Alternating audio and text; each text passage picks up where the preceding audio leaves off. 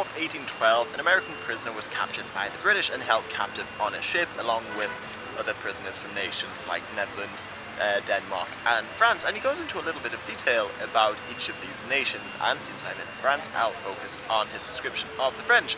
And he said had they not proven themselves to be brave in battle, he would have doubted it. This is because, as he observed, they were to spend their free time carving little figurines. They also were very fatalistic, but more importantly, in terms of them, in his opinion, not being very brave, he said that they would quarrel a lot, slap each other, and, in his words, cry like so many girls did.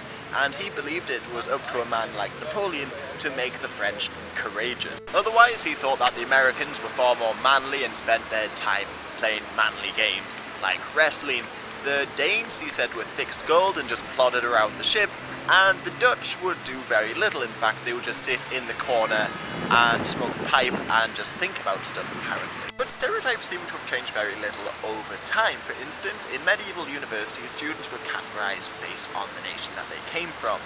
And one student at the University of Paris in the 14th century said that the English were drunkards, the Germans were furious and obscene, and the French were very proud, effeminate, and adorned themselves like women. Otherwise, he said that the Lombards were vicious but cowardly. He said the Normans were vain and boastful, the Romans were turbulent and slanderous, the Flemish were slothful and gluttonous, the Burgundians were stupid, and the Sicilians were cruel, apparently.